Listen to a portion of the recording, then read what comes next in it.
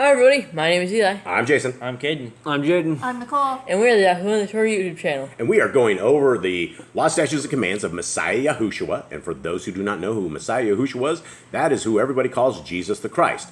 Now, why does everyone call him Jesus the Christ, Jaden?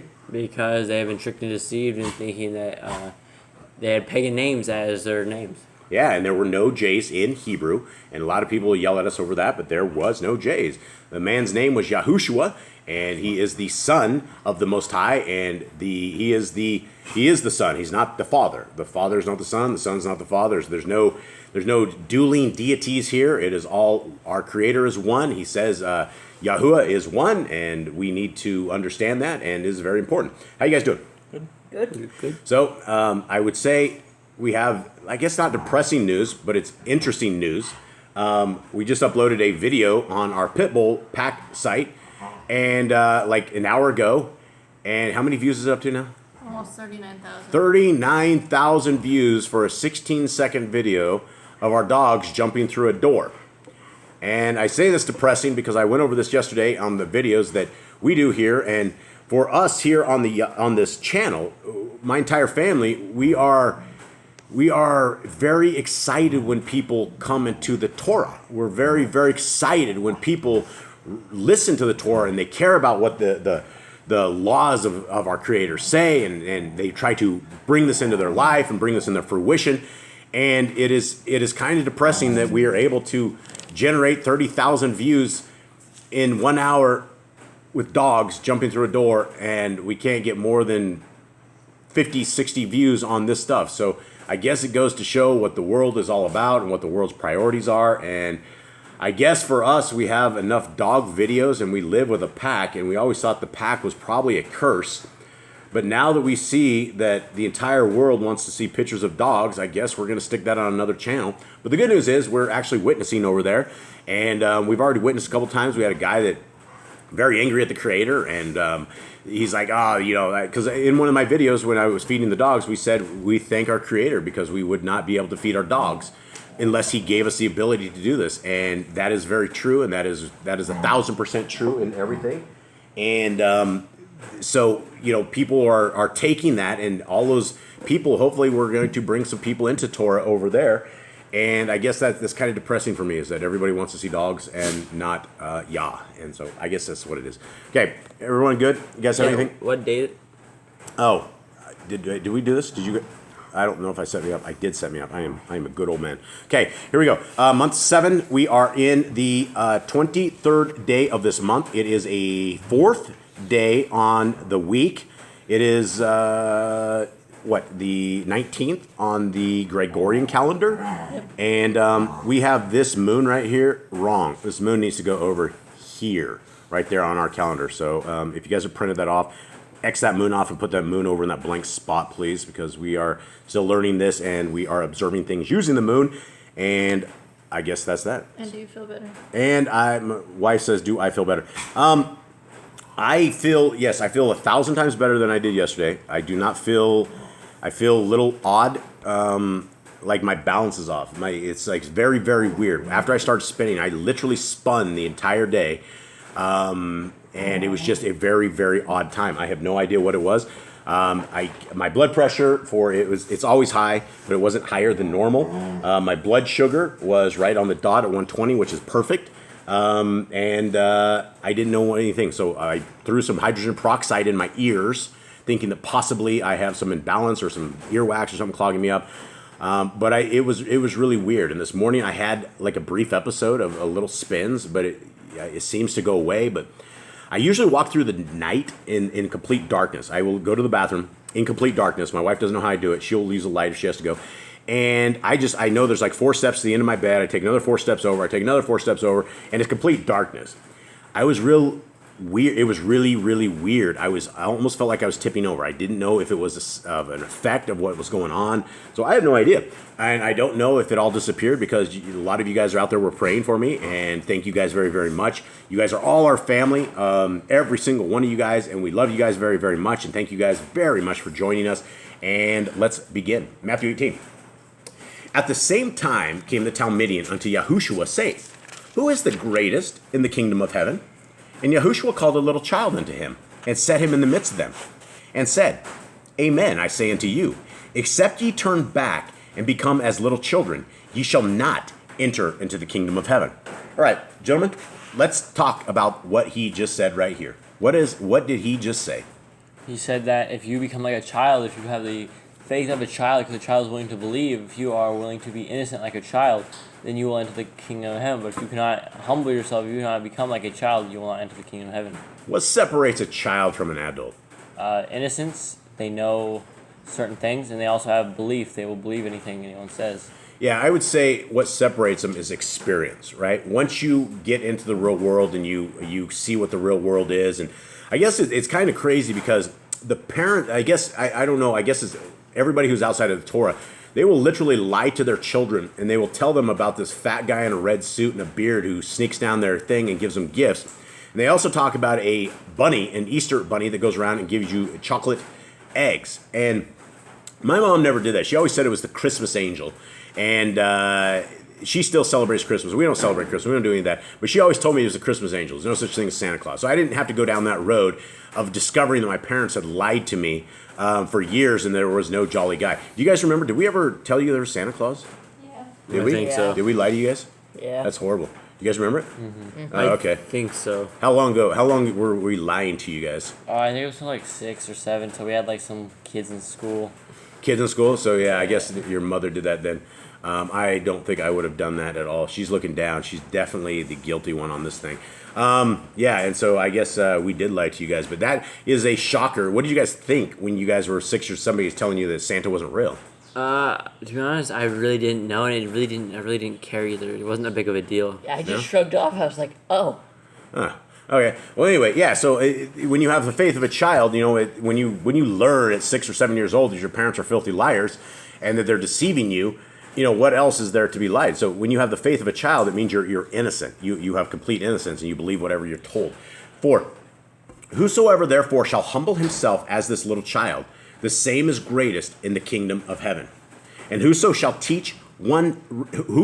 receive one such little child in my name receives me. But whoso shall offend one of these little ones which believe in me, it were better for him that a millstone were hanged around his neck and that he were drowned in the depth of the sea. Okay, what does this say, gentlemen? Anyone who hurts a little child should be thrown into the sea. Yeah, well, I mean, what does that say about the sickness of the world of pedophilia? We live in they should have 2 millstones. You should have 2 millstones. Yeah, absolutely. This is hard news for people that have been child abusers. This is hard news for people that are pedophiles. This is hard news for those who have molested their siblings or molested something of the sort, right? This is the kind of stuff that will destroy innocence. This is the kind of stuff that you take a child into the real world and all of a sudden every bit of security they had is gone. And there is a tremendous amount of sick people in this world that have done this within their families. They have done this. It is a sick world. And so it is a bad day for these guys. I mean, it is definitely a bad day. Eli, are you paying attention here? Yep. Okay, 7. Woe unto the world because of offenses. Woe unto the world because of offenses. For it must needs be that offenses come, but woe to that man by whom the offenses come. What are your guys saying that? Stumbling block. Okay, read that in your guys' 7. Woe to the world because of stumbling blocks, for it is necessary that stumbling blocks come, but woe to the man by whom the stumbling blocks come. Yeah, so if you are, and this goes for anything, not just children, this goes for anybody that is out there, especially people that are teaching Torah, people teaching religion, pastors. When you put a stumbling block in front of somebody and they are blinded to it, you are going to be judged for leaving them in that state. When you abuse a child or when you have been doing this and you have taken the innocence from a child and you've destroyed their entire life, you will be accountable for this. And it is, when we talk about what the kingdom of heaven is made up of, it's made up of innocent children. Innocent children. And we are not innocent by any means. Did you have anything? What does NIV say? NIV says on verse 8? 7. Woe to the world because of the things that cause people to stumble. Such things must come, but woe to the person through whom they come. So mine's different. What's your say? Mine says, woe to the world for such temptations to sin and influences to do wrong. It is necessary that temptations come, but woe to the person whose account or by whom the temptation comes. Yeah, and I mean, if you guys can imagine what all these 501c3 preachers who are telling people they can eat pig, they are going to be judged for this. They are putting stumbling blocks in front of people because they're not telling them the truth. And they're not telling them the truth because they don't believe the truth themselves. They're fools. 8. Okay, and guys, we have commandments here, so pay attention to all of this, and we need to add these in. Wherefore, if your hand or your foot offend you, cut them off and cast them from you. It is better for you to enter into life halt or maimed, rather than having 2 hands or 2 feet to be cast into everlasting fire. Anyone? So you have... that's a command. It's a repeat command. That is a repeat command. And so we have had this before. Nicole will have to tell us what command that actually is, but this is a sub-commandment of the other commandment of Messiah Yahushua. And he says literally that if something is causing you, like if you are a pedophile, it's better for you to rip your eyeballs out and cut your hands off than for you to continue in that act. If you are evil and you are doing this stuff, it is better for you literally probably to hang yourself than it is to continue afflicting the child. You will be in less damage killing yourself than continuing on abusing a child. That's what he's saying. And he didn't exactly say it. He said, cut your hand off or your foot off. But at the same time, it is probably better that a person would lose their life than it is to continue violating children and doing great evil and causing stumbling blocks. 9. And if your eye offends you, pluck it out and cast it from you. It is better for you to enter into life with 1 eye rather than having 2 eyes to be cast into the fire of Gehenna. Okay, so Nicole, you have that one? Yeah, but I can't find the other verse on there, so I'll have to go search it All right, somewhere. we'll find it and we'll add it because we did do that. I think I looked at it the other day. It's towards the end, I think. 11. Actually, 10. Take heed that ye despise not one of these little ones. For I say unto you, that in heaven their angels do always behold the face of my Father which is in heaven. Okay, what does yours say right there? Because this is an amazing verse right here. The messengers talk to Yahuwah about the children. Okay, so read the whole thing. All right. See that you do not despise one of these little ones, for I say to you, in the Shamayim, their messengers always see the face of my Father, who is in the Shamayim. So basically, they're... It says their messengers? Yeah, I guess children have messengers. I think we all have messengers. I think every single one of us. I mean, there's no reason or there's no way that we would be alive right now in pack life without messengers that have helped us fight these pit bulls. It gets kind of violent here. And so if we didn't have the ability and the patience to deal with the fights in the right way, very bad things could happen. 11. For the son of Adam is come to save that which was lost. How think ye, if a man have 100 sheep, and one of them be gone astray, does he not leave the 99 and go into the mountains and seek that which is gone astray? And if so be that he find it, amen, I say unto you, he rejoices more of that sheep than of the 99 which went not astray. Now, do you guys have any experience with something like this? Yeah, you're really happy to find that one cow. You know, you have all your cows down here and the thing, and then you're missing that one cow. You think it might be gone, and you find that cow. You're super happy to find that cow. You're sitting there hugging the cow, but you're not hugging the other ones because they're still here. Yeah, absolutely, and that's it. We're always looking for our giant sheep, the big cows. Okay, 14. Even so, it is not the will of your Father which is in heaven, that one of these little ones should perish. Okay, so what is it? What is the will of the Father, folks?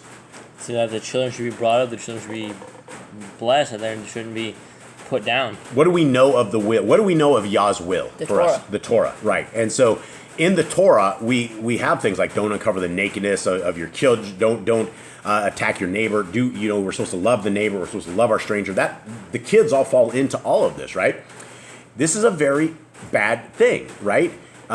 It says that our Creator doesn't want anyone to perish. Now, I'm going to pause real quick because I had something else real quick. Hold on.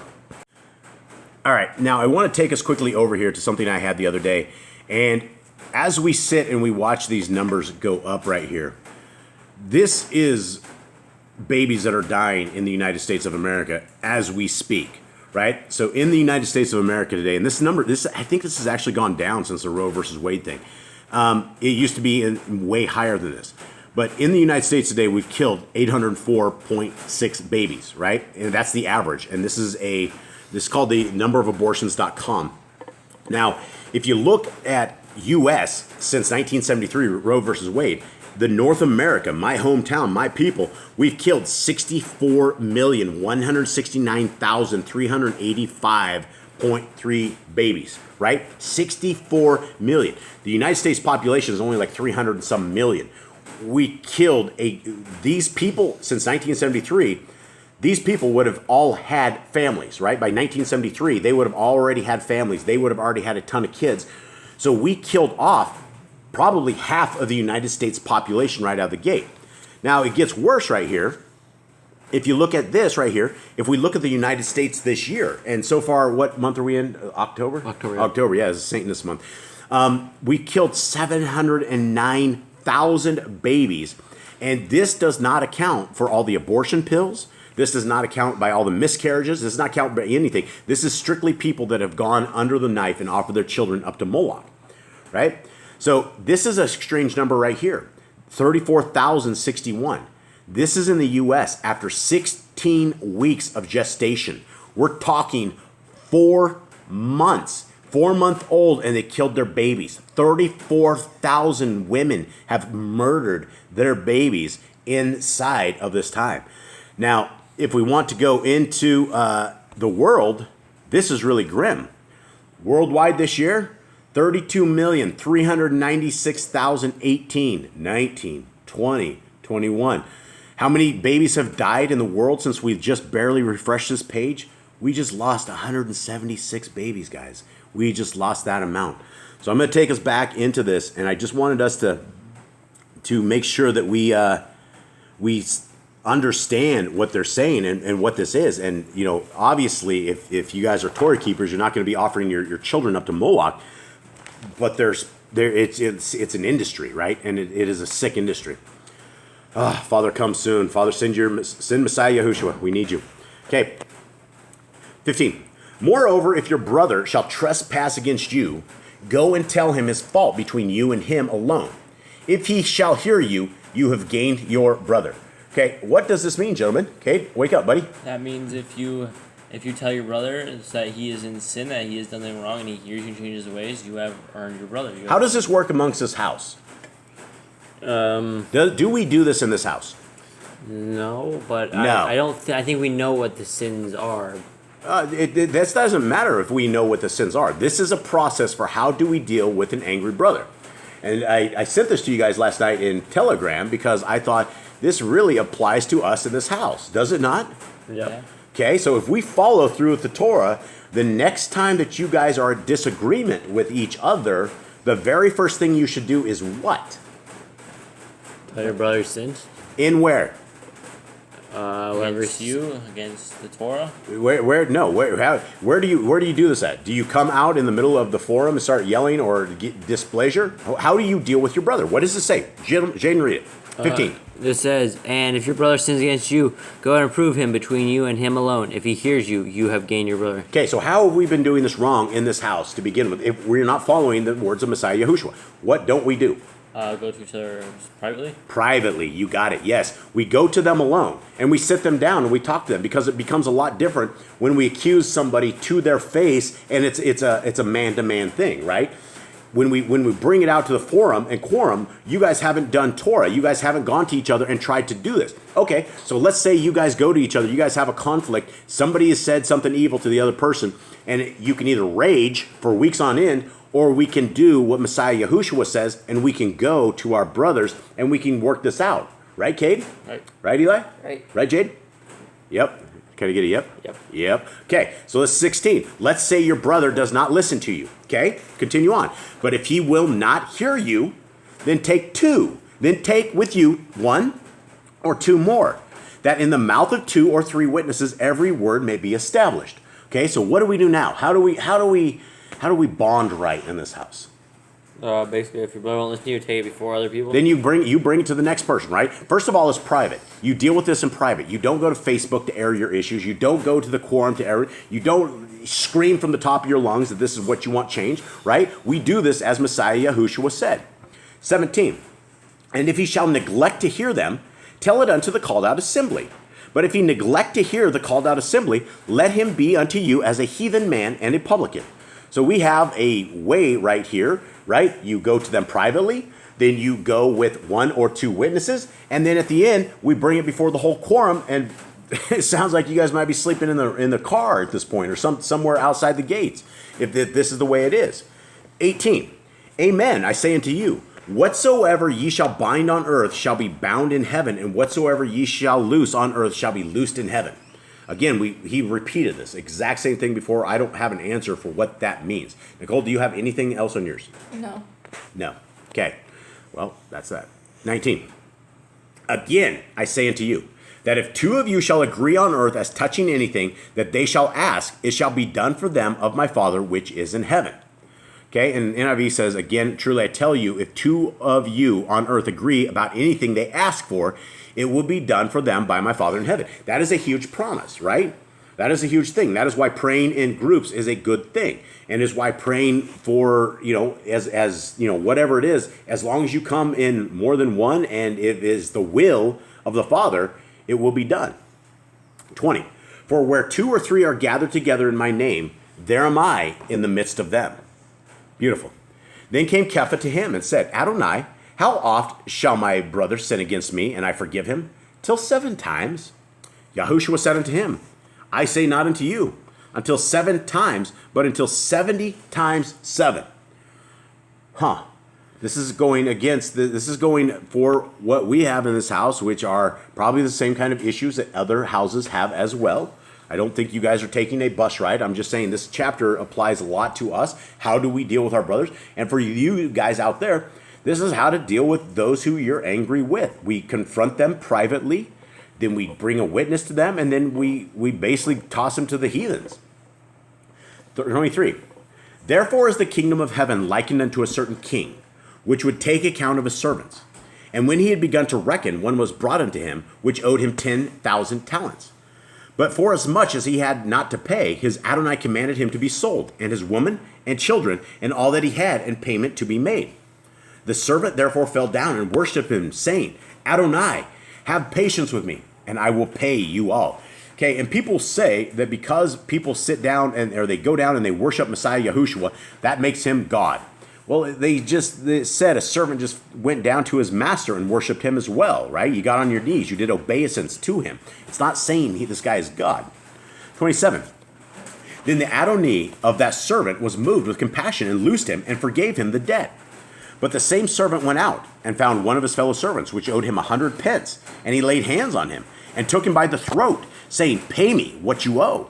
And his fellow servant fell down at his feet and besought him, saying, Have patience with me, and I will pay you all. And he would not, but went and cast him into prison till he should pay the debt. So when his fellow servants saw what was done, they were very sorry, and came and told unto their Adonai all that was done. Then his Adonai after that, he had called him and said unto him, O you wicked servant, I forgave you all that debt because you desired me. Should not you also have had compassion on your fellow servant, even as I had pity on you?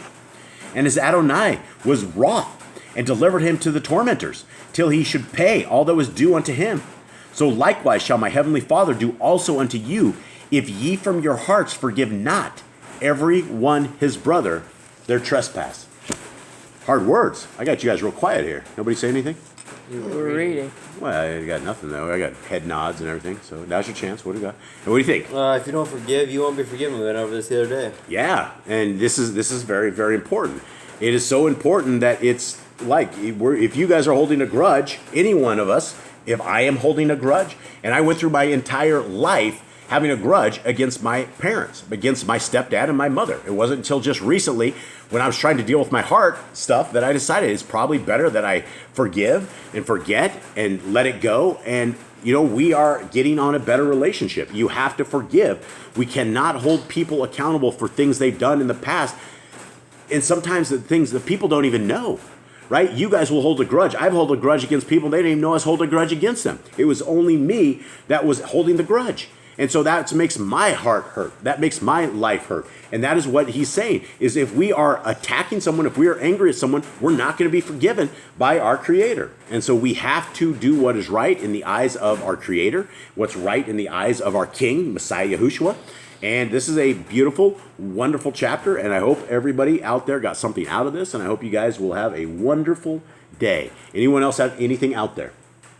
I don't think so. I think that's You guys are all good? I think that's all. We have Youth for Yah tomorrow, but that's for tomorrow. And the future is that we apply this stuff to our lives, and we move on, and we do better, and we correct ourselves, right? In the heat of battle, in the heat of the moment, we have to have the qualities of humbleness and gentleness and meekness that we can go back to this and understand holding a grudge isn't going to do anything. Fighting it up isn't going to do anything at all. Right, Nicole? Correct. Okay, All right. What do you got? You got anything? I was just wondering, I think we have more commands than what we had said, like the I found- trespass of the brother and I found 3 forgiveness. commandments last night when I was reading this. Okay, so one was the one we already had, right? And then 2 other ones. Yep, so Okay, that's what I thought. you had, do you have the 2 others? Yeah. Which one?